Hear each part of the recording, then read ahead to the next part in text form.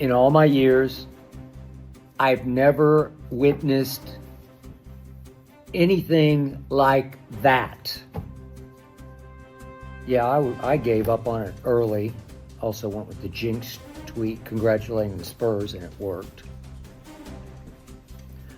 But I seriously doubted after the Spurs exploded to a 15-0 lead in an arena I've been in many times that can go crazy, loud, just it's like Oklahoma City. It can go small town loud. It can go college loud.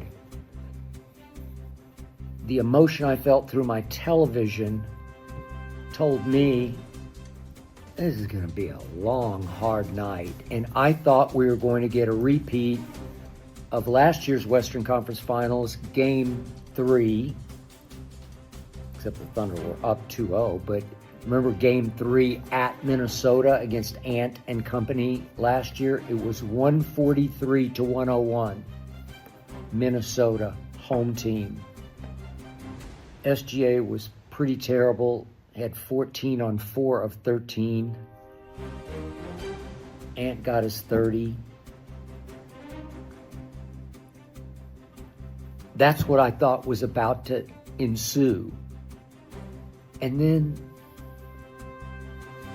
Jared McCain happened, and then Jaylen IN happened, and Caruso kept happening,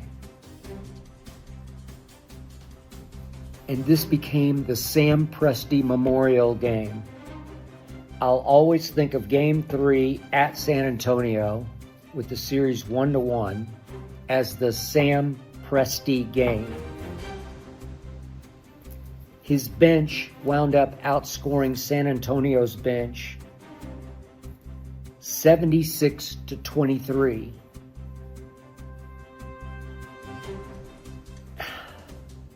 The Spurs were already down their second best player, J-Dub, all-star, second-team all-defense a year ago. He hasn't been around much all year, but they were down him after he scored 26 in Game 1. And tonight, thanks to a bad leg that he injured in Game 2, A.J. Mitchell took a shot in the thigh, and it looked like he aggravated. He was gone. Well, he's the new second-best player, as you saw against the Lakers. So you're cooked. You're done. Wave the white flag. Save everybody for 48 hours to try to survive another do-or-die Game 4 like Game 2 was back in Oklahoma City. That's what I thought was about to ensue. And instead, the Thunder, who were down 15-0, won by 15.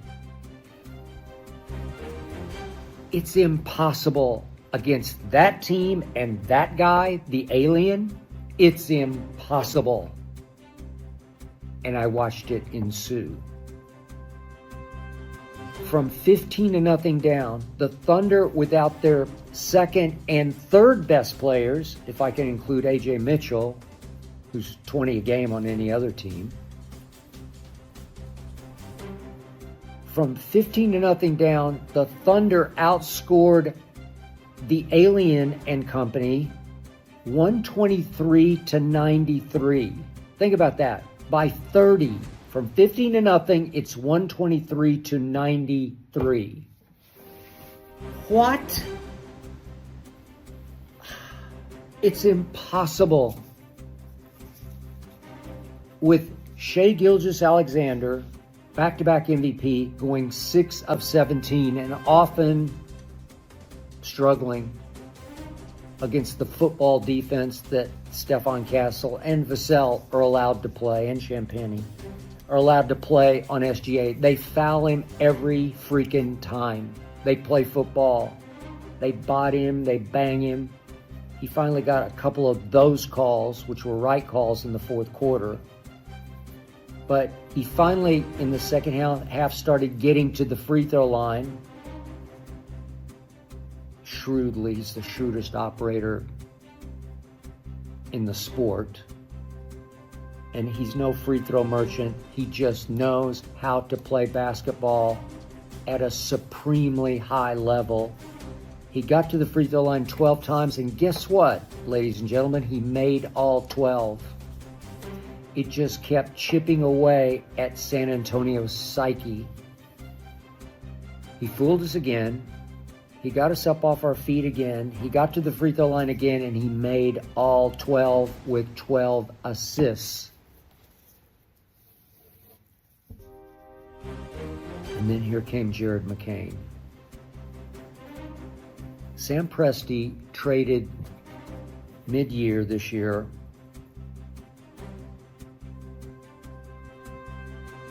a 2026 first-round pick, it's next year's first, one of, and 3 second-round picks, and stole Jared McCain, a former first-round pick from the Philadelphia 76ers, whose GM is now history, Daryl Morey.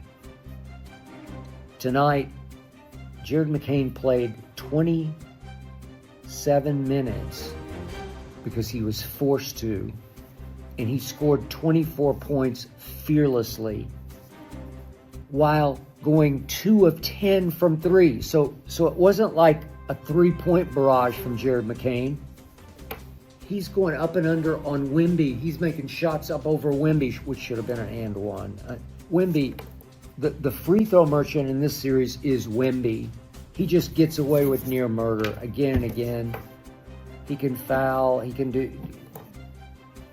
I can give you 10 instances where he got away with one. And there was one up and over by Jared McCain where he leaned into Wemby's body and then just flipped it up over his head and it somehow went in. It's an and one. No call. What?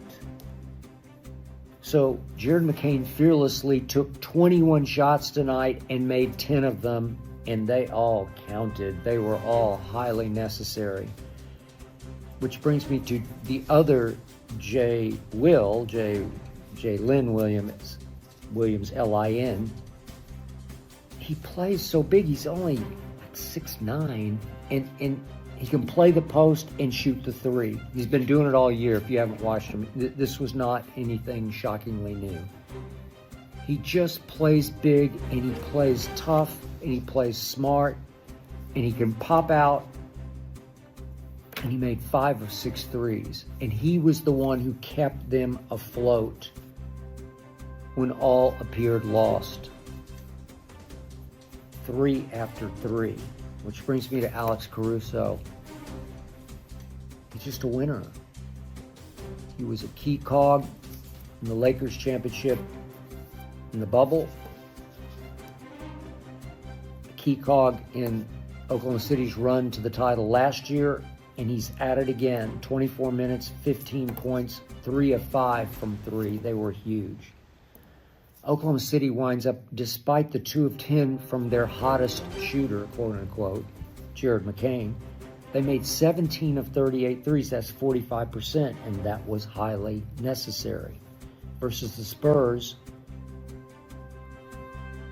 they made only 13 and shot 32% from 3, 13 of 41. So here's the killer to all this.